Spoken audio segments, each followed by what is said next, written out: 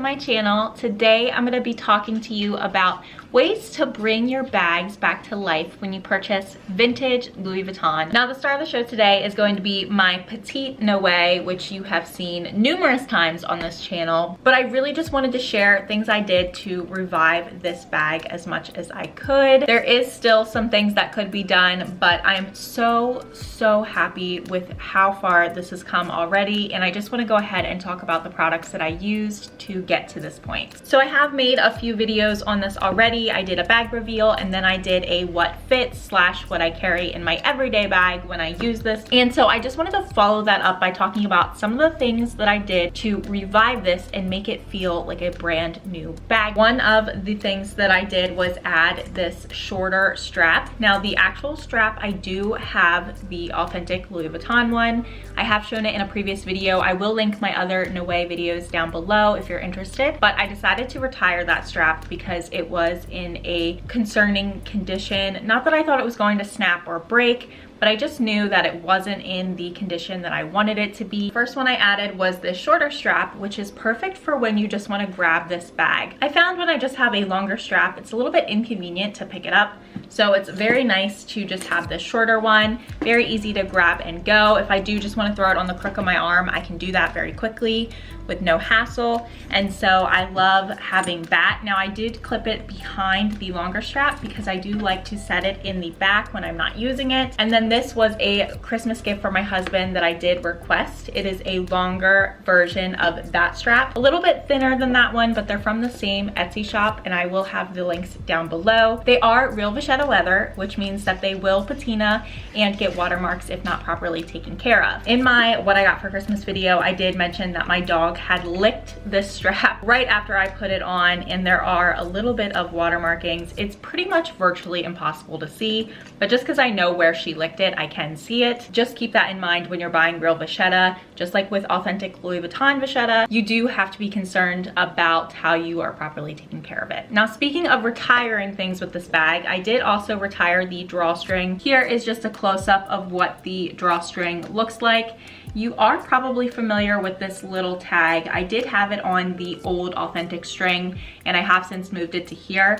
It's kind of funny. I didn't think that the little tab had patinaed at all, but seeing it next to the brand new raw vachetta, you can tell a slight difference in the coloring. I haven't worn this out in the sun a ton, but I do typically have it sitting on my passenger seat where the sun sometimes beats on it, and so I think that that's probably where some of that patina has started to happen. Those are the physical accessories that I changed on the bag in order to bring it back to life. Let's talk a little bit more about the cleaning process. So first thing, I do have in here 2 large charcoal bags.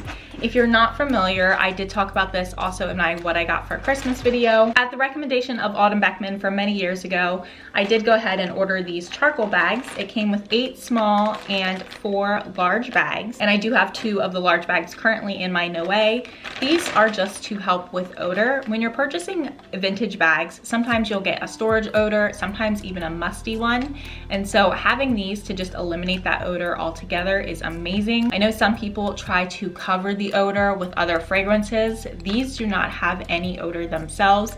They just absorb whatever odor they are placed in. A lot of times when you try to cover the smell, it just ends up smelling a little bit musty or like storage, in addition to whatever smell that you've used to cover them. So going odorless and having something that absorbs odor rather than covers it is a great way to bring your bags back to life when you're purchasing vintage. I've also used this in my Louis Vuitton toiletry bag. So here is what that looks like. I just had 4 of the smaller bags in here, and I left it in here for probably 2 weeks or so, and that really sucked up all of the musty odor that this had. Because it was a very old vintage piece and a cosmetic case, it did just have some like weird smell to it, and now it is odorless, which is great. So like I said, this one did have just like a slight odor. It wasn't musty, it was more of a storage odor than anything, and now that's pretty much completely gone. You can also just let bags air out. The longer that they air out, or even sometimes the more that you use them,